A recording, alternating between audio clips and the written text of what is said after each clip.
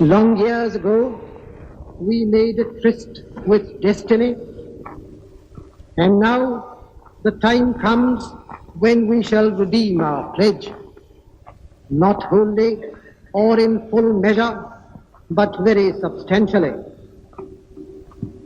At the stroke of the midnight hour, when the world sleeps, India will awake to life and freedom.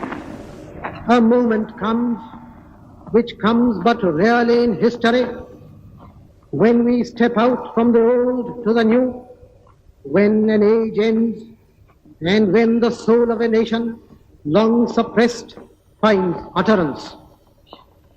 It is fitting that at this solemn moment we take the pledge of dedication to the service of India and her people, and to the still larger cause of humanity.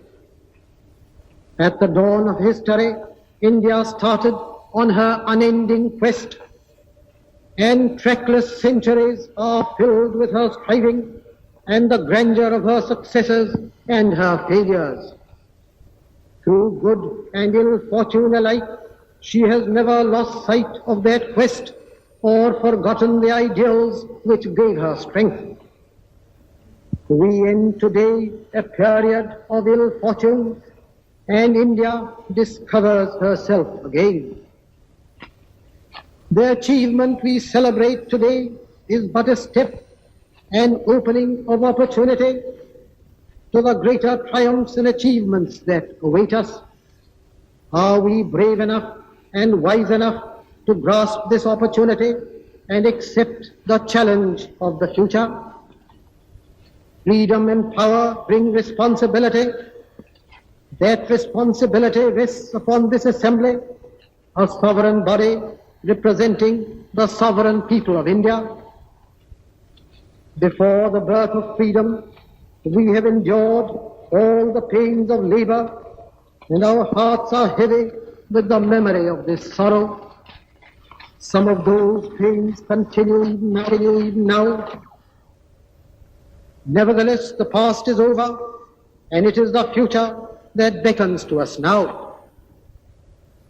That future is not one of ease or resting, but of incessant striving, so that we might fulfill the pledges we have so often taken, and the one we shall take today.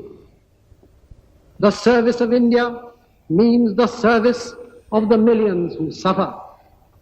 It means the ending of poverty and ignorance and disease and inequality of opportunity.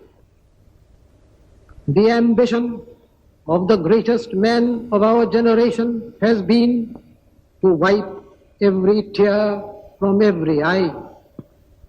That may be beyond us, but so long as there are tears and suffering, so long our work will not be over. And so we have to labor and to work hard to give reality to our dreams. Those dreams are for India, but they are also for the world, for all the nations and peoples are too closely knit together today for any one of them to imagine that it can live apart.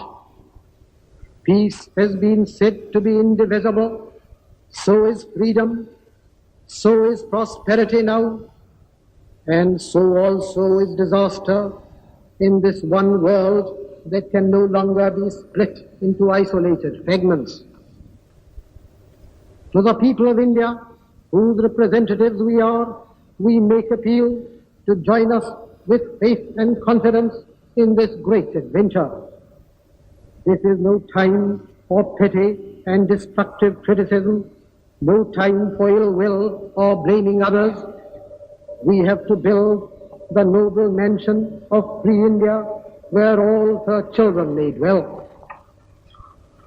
I beg to move, sir, that it be resolved that after the last stroke of midnight, all members of the Constituent Assembly present on this occasion do take the following pledge.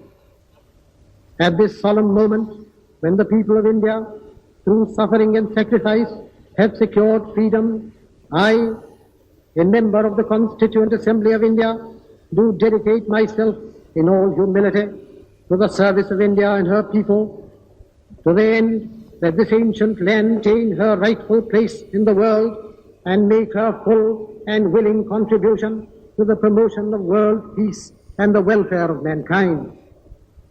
Members who are not present on this occasion do take the pledge with such verbal changes as the